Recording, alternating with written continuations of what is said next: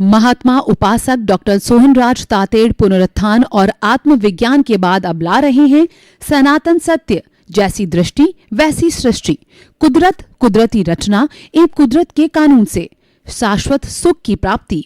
Log in करें www.drsohanrajtated.com, YouTube channel doctor Sohanraj Tated, play store से download करें mobile app doctor Sohanraj Tated. ओम शांति प्रभो, जय शांति प्रभो, पार्श्वनाथ महावीर प्रभो। ओम शांति प्रभो, जय शांति प्रभो, पार्श्वनाथ महावीर प्रभो।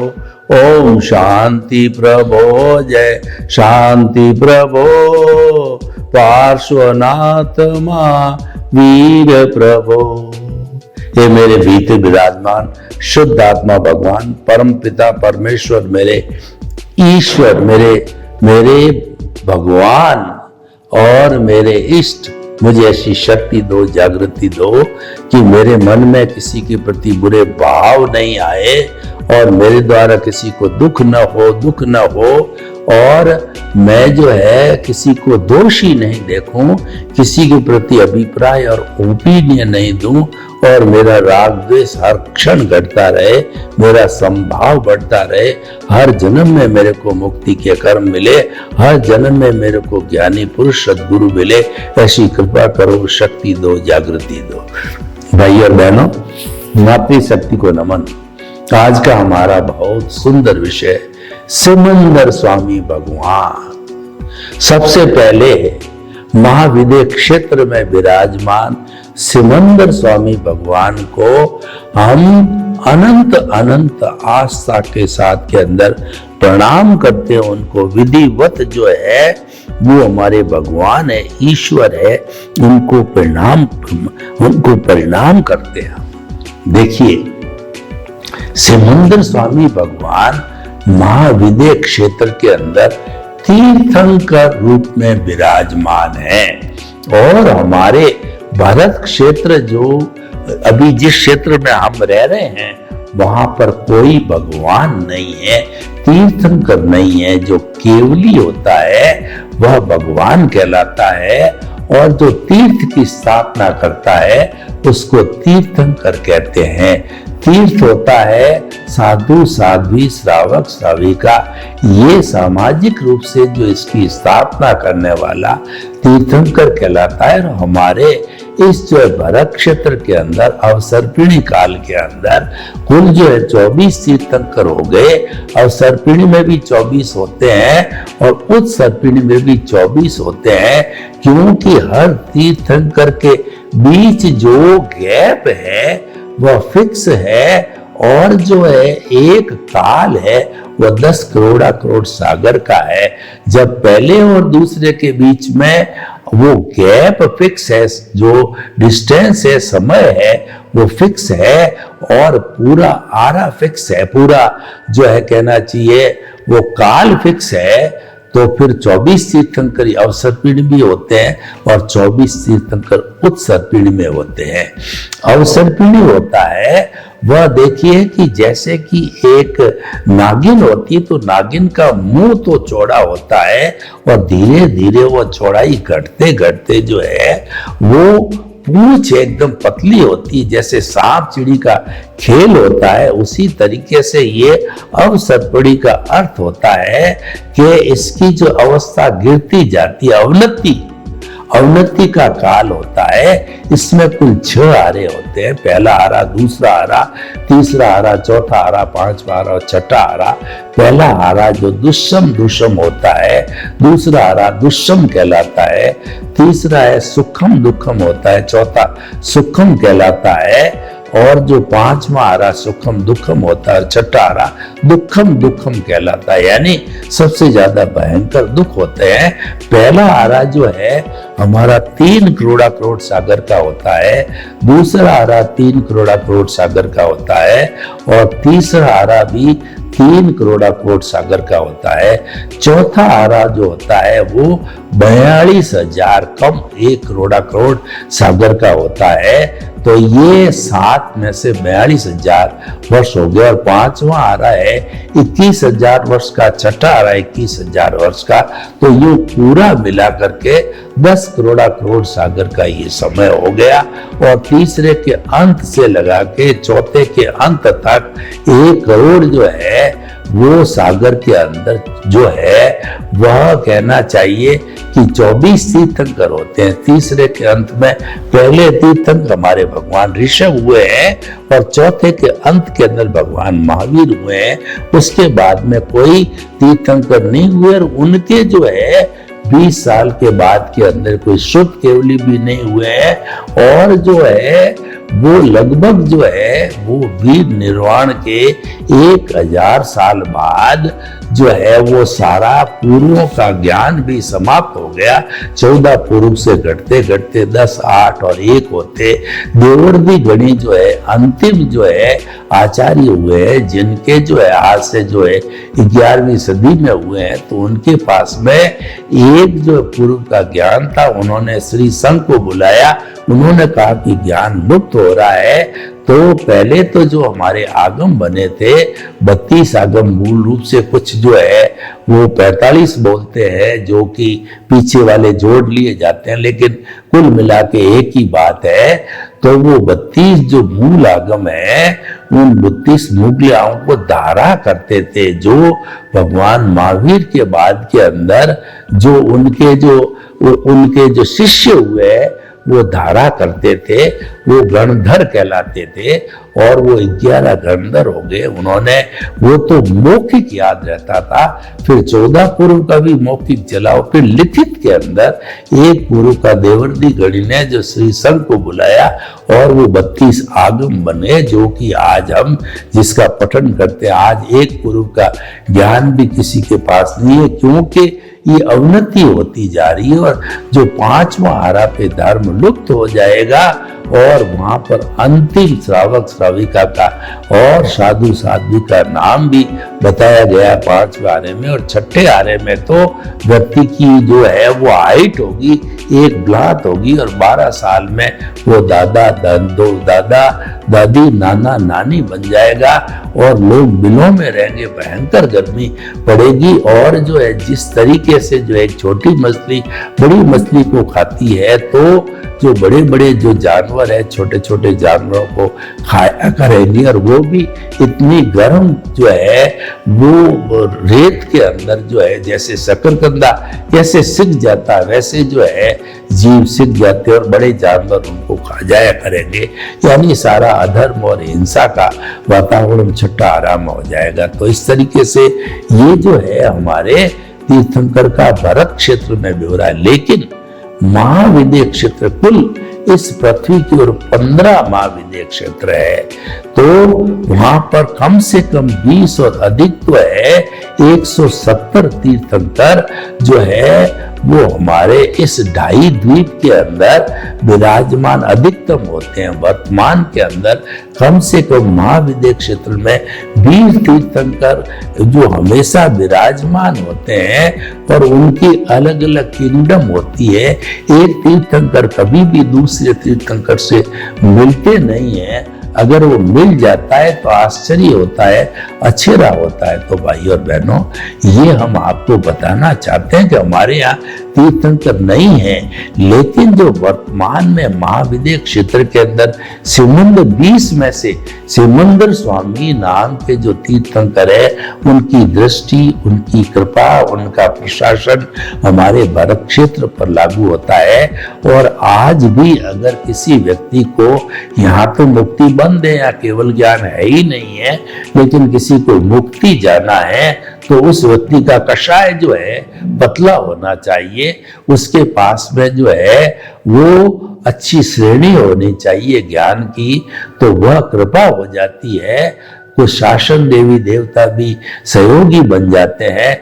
जैसे कि हे पांचालगुली देवी, हे चंद्रायण यश देव, जो है सिमंदर स्वामी के चरणों के अंदर जाने में मुझे कोई विघ्न न आए, विघ्न न आए, ऐसी कृपा करो, कृपा करो। तो ये उनके अधिष्ठायक देव है, जो कि वो हमको वहां ले जाने में भी सहायक होते हैं।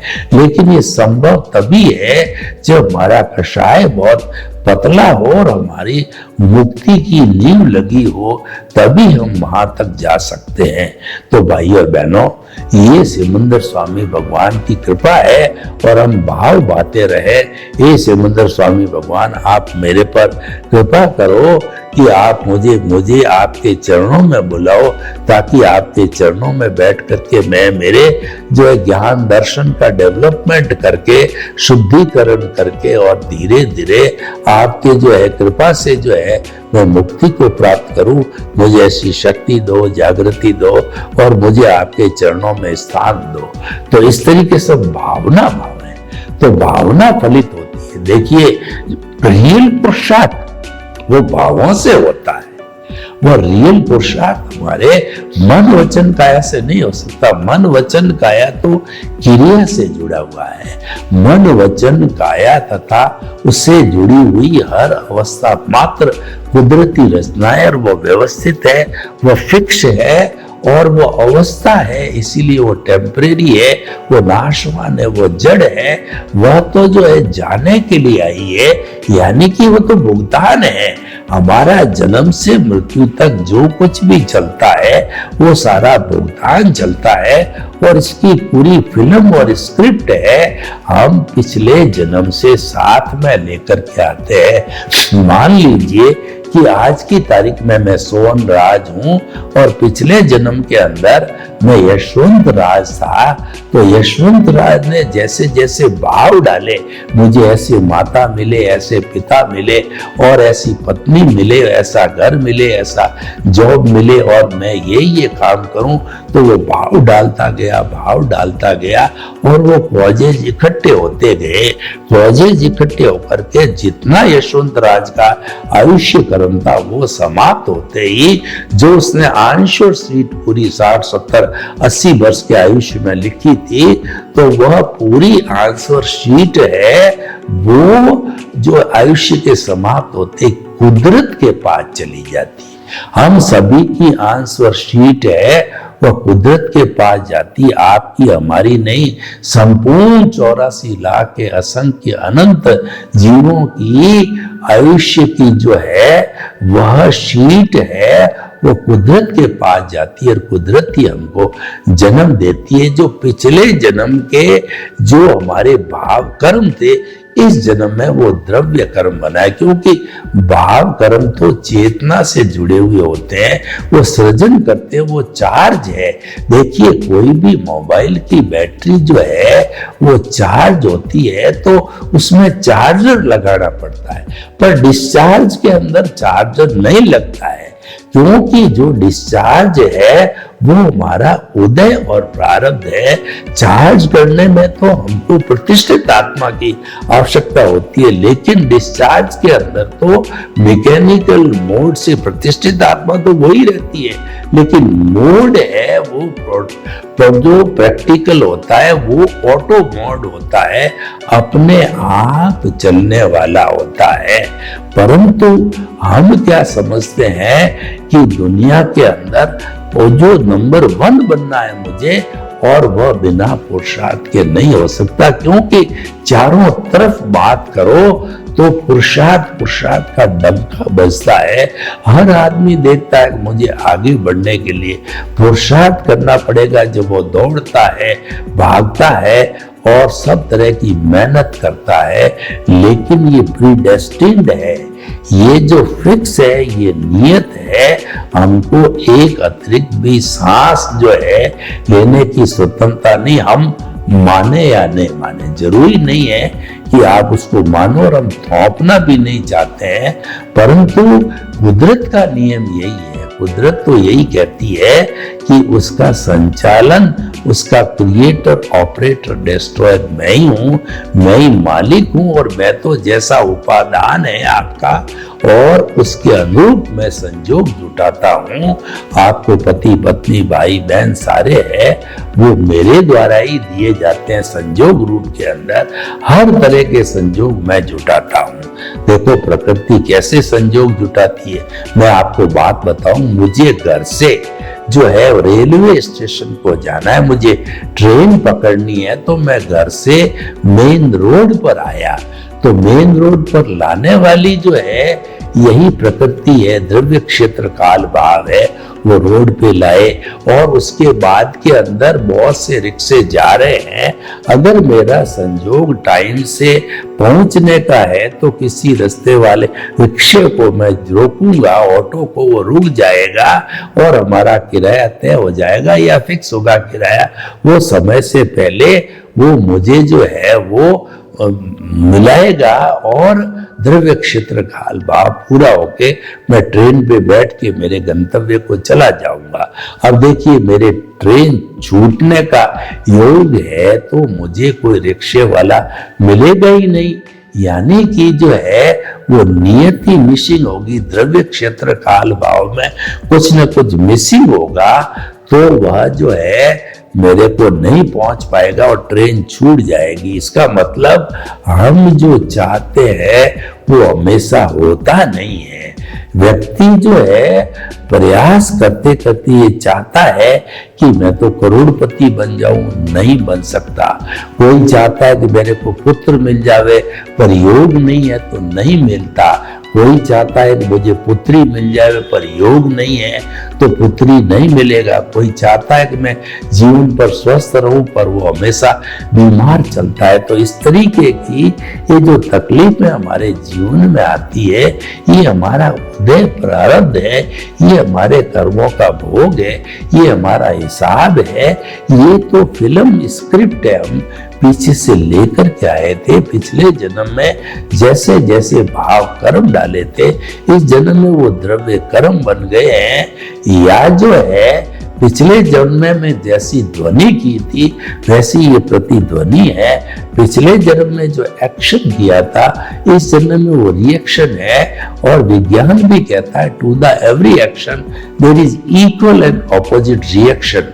वो हमें जरूर मिलेगा। और कुदरत का कानून है as you will sow so will you reap. जैसी करनी वैसी बननी। अच्छा करोगे अच्छा मिलेगा, बुरा करोगे बुरा मिलेगा। कुदरत तो मात्र हमारे उपादान के अनुसार संजोग जुटाती है, क्योंकि वह उसकी ड्यूटी है। तो हम ये कहना चाहते थे कि सिमंदर स्वामी भगवान के पास में उनकी कृपा हो जाती है और हम वहां चले जाते हैं। तो वहां पर क्या है, सिमंदर स्वामी के पास तो हर क्षण चौथा आरा जैसा हमारा, हमने चौथा आरा देखा था कि तीसरे के अंत में पहले तीर्थंकर ऋषभ हुए थे और दूसरे के जो है, और फिर दूसरे से लगा के जो है वो 24 तक है, वो चौथे आरे में रहे। चौथे आरे में लोग इस तरीके से मोक्ष जाते थे कि जैसे कि हम एक शरीर को छोड़ के दूसरे शरीर में जाते हैं तो लोगों की मुक्ति होती रहती थी। वो मुक्ति कब थी? तीर्थंकरों की हाजिरी होती थी, जब केवली बनते थे, मनोप्रविज्ञानी बनते थे और मुक्ति को लोग जाते थे। तो मुक्ति जो है उस वक्त में खुली थी और लोग धड़ाधड़ मुक्ति को जाते थे। लेकिन जो ही चौथा आरा एंड हुआ, चौथे आरे के जो है जम्बू स्वामी जो हमारे लगभग 20 साल के बाद में हुए, उन्होंने मुक्ति के ताले लगा दिए, मोक्ष बंद हो गया जाने का। लेकिन महाविद्य क्षेत्र के अंदर जैसा भगवान महावीर का युग था चौथा आरा जम्बू स्वामी तक का, वैसा का वैसा सिमंदर स्वामी के पास में हर क्षण ऐसा ही रहता है। यानी कि वहां पर लोग मुक्ति को जो है हर समय जाते रहते हैं, बस अपने कर्म काटे और सिद्ध बुद्ध मुक्त बने, यानी अज्ञान की समाप्ति। सिस्टम वही है जो हमारे भारत क्षेत्र के अंदर, वही सिस्टम महाविद्य क्षेत्र के अंदर, उसमें कोई फर्क नहीं है। समस्त अज्ञान समाप्त हो जाना चाहिए। और अज्ञान समाप्त कब होगा?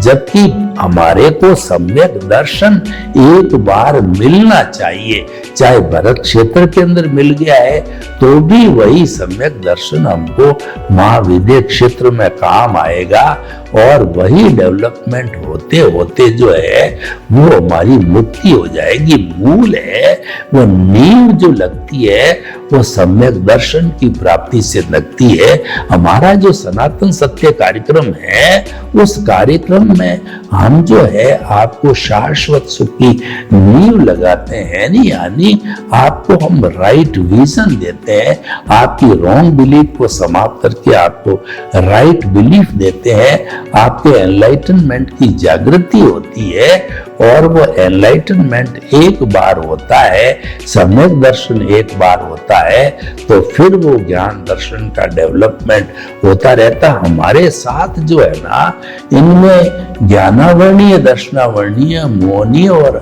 जो है हमारा अंतराय घाती कर्म साथ जाते हैं, यानी ज्ञान दर्शन का डेवलपमेंट साथ जाता। डेवलपमेंट का अर्थ ये हुआ कि कितना आपका ज्ञान दर्शन और मोहनीय डाइल्यूट हुआ, वो साथ में जाता है। और जब ये सम्यक दर्शन जो है वह बढ़ते बढ़ते हमारा जो अनुभव की श्रेणी है वो 360 डिग्री की आती है, तब मुक्ति की बात होती है। तब जो है हम सिद्ध बुद्ध और मुक्त बनते हैं।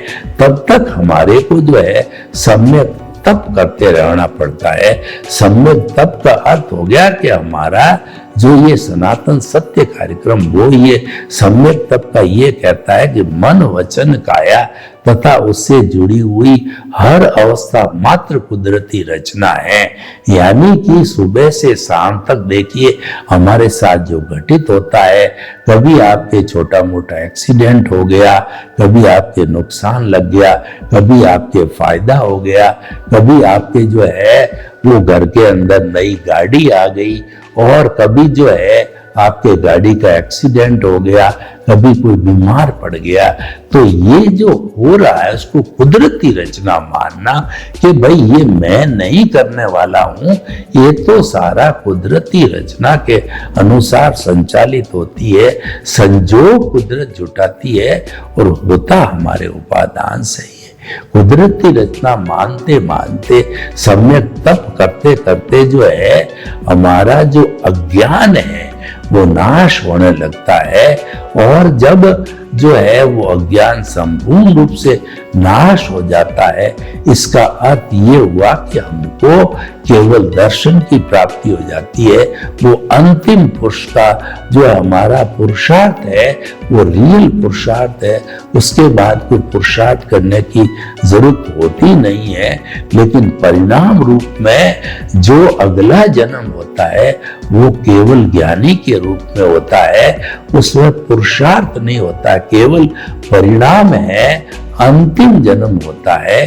तो उसके अंदर जो हमारी प्रतिष्ठित आत्मा, हमारा मन है, और अज्ञान समस्त समाप्त हो जाता है। और मात्र जो है वो केवल ज्ञानी जो है उपदेश दे करके, और जो है वो कहना चाहिए समोषण की व्यवस्था करके और आयुष्य समाप्त करके, और वह महाविद्य क्षेत्र के अंदर सिद्ध बुद्ध मुक्त बन जाते हैं। क्योंकि यहाँ पर जो है हमारी मुक्ति जो है बंद हुई है। लेकिन मुक्ति बंद का हमें कभी भी इस तरफ ध्यान नहीं देना। हमको क्या करना है कि हो सकता है महाविद्य क्षेत्र के अंदर अभी नहीं जा पाए या कुछ जन्मों के बाद जा पाए, तो हमारा एक ही लक्ष्य होना चाहिए कि जो हमारा आत्मा का गुण है वो है आत्मा जो है ज्ञान दर्शन वाली है।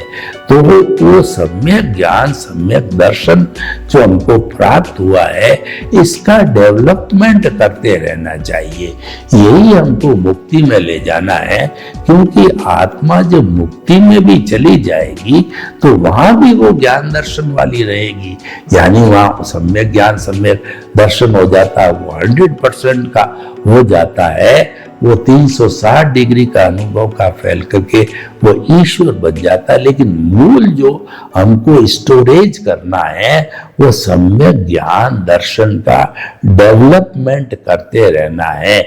इसीलिए हम कहते हैं कि जो हमारा प्रतिष्ठित आत्मा इस जन्म में होता है, वो पिछले जन्म का ज्ञान दर्शन, इस जन्म का ज्ञान दर्शन और हमारा इंटरेस्ट और हमारा कहना चाहिए इंटेंशन, इन सभी को मिला करके और फिर जो है जो कॉजेस जो भाव पड़ते हैं, उन भावों से जो है वो हमारा कॉजल बॉडी बनती। अगर वो भाव अज्ञानी होता है तो वह तो भाव प्रतिक्रिया का पड़ेगा।